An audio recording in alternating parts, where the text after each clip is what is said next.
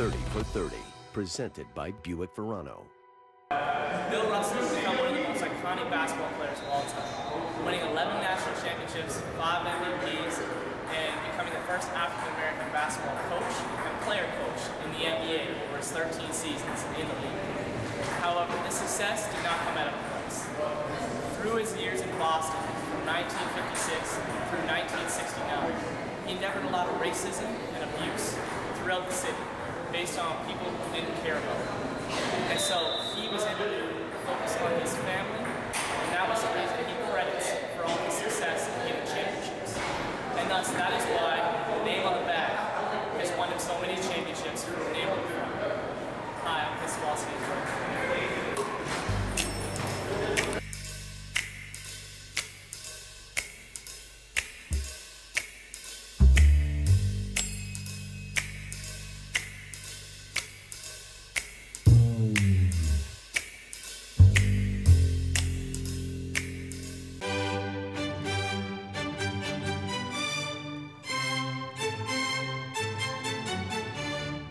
Collegiate career at the University of San Francisco, where he won the championships in '55 and '56. He won gold at the Olympics as an amateur before going pro. He was then drafted by St. Louis, but was traded to the Boston Celtics, where his dynasty began.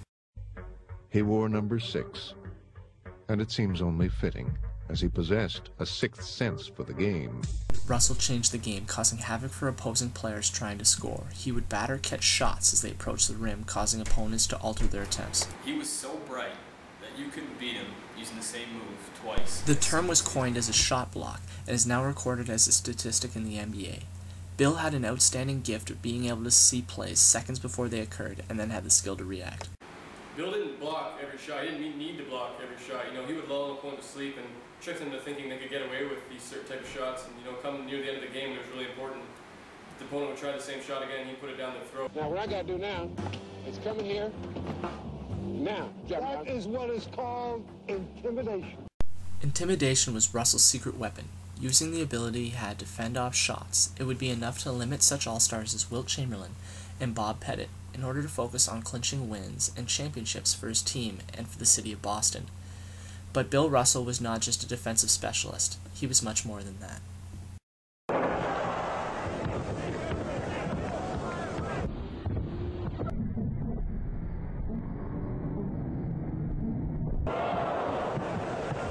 With the help of a great point guard and hard work, Bill Russell often became an offensive nightmare, averaging 15.1 points per game in the regular season and improved 16.2 in the playoffs. He did all of this on quality shooting, shooting 43.5% for his career. Because of his winning attitude, he dominated on both ends of the floor, which inspired teammates to feel as if they could not lose. And the championships they won together as a result left fans with no other choice than to cheer while Bill was on the court. Shea had a winning attitude. That didn't describe it all. He thought he was the best player on the court on both ends, and that ignited the whole team, and that was his talent. The success did not come at a cost for Russell. Racism in the city of Boston loomed on every corner, and any time he stepped off the court, he would become a target. We have documented events of terrible things happening to Bill. Like, he would go home, and there'd be excrement, feces smeared on the walls, and none of this is made up. This is absolute documented fact. Cliff, I'm here with Bill Russell. Bill, this must have been a great win for you. Exactly. They did terrible things to Bill Russell. And as a result of it, he had no real great love for Boston as a city. Bill Russell was often depicted in the media as a bumbling oaf. Even though he was allowed to win championships on the court, the predominant white community of Boston treated him as an unwelcome guest in their city. In most places of business, he was not accepted, and it remained difficult to buy a home in white suburban areas. After our first championship, they had a dinner for him in Reading, Massachusetts, and Bill was so touched by this, so honored by this gesture that he broke down and cried. And he was saying he wished he could live in Reading for the rest of his life. And when he went to go buy another house, they wouldn't let him buy one in Reading. In the championship series, I was the only black player for both teams. And see, what we did, we showed them diversity works. I could have done a lot more for Bill. Spotlights around me in Boston, everywhere I go, but I'm not mature enough to recognize my priorities. I'm not the type to just stand in the soapbox and preach. I thought that just by setting a good example is good enough, but I guess... Bill Russell was not one to sit down and accept racial abuse. Coming from a strong family upbringing, Russell was not afraid to stand up for what was right and just. As an activist, he was committed to equal rights and stood up during the civil rights movement. He even walked with and listened to Martin Luther King Jr. during his I Have a Dream speech. Something to recognize about racism. It's really all about ignorance. You can't teach that stuff overnight. You gotta have patience for it.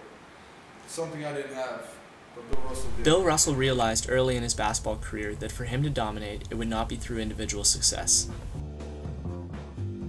Was it important to dominate? Yes. What a block by Russell! Thus, to obtain critical acclaim as a black player in a racist community, he knew he had to position his focus on defense and, more importantly, making his teammates better.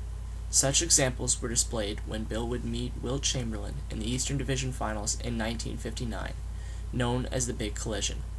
Bill maintained a game of defense against Chamberlain, staying away from statistical games in order to ensure a victory for his team.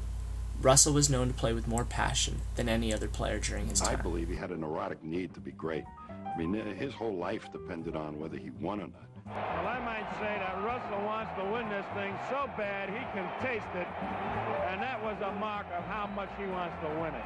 It was Bill's passion for the game and consistent focus on defense that enabled banner after banner to raise in the Boston Gardens. It's all over. The Boston Celtics are once again the world champions. Once Red Auerbach, Boston's head coach, retired, it was time for Bill to accept another challenge. What better way to motivate Bill Russell than to make Bill Russell the head coach? I don't anticipate any problems with the guys, because one thing that we've always had in the Celtics is mutual respect.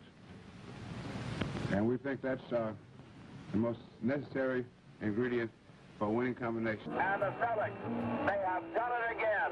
A spectacular finish.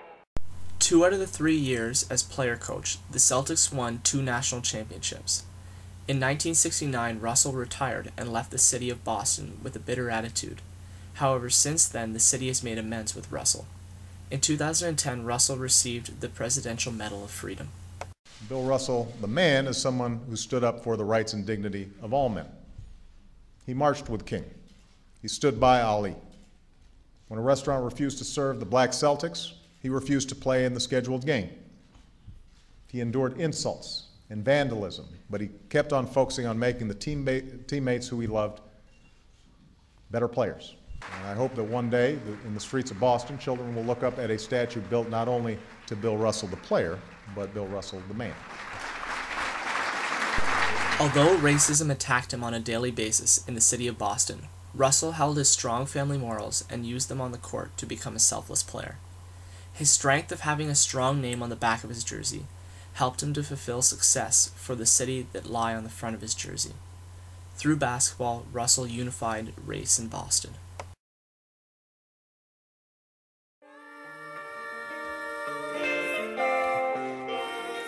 You got to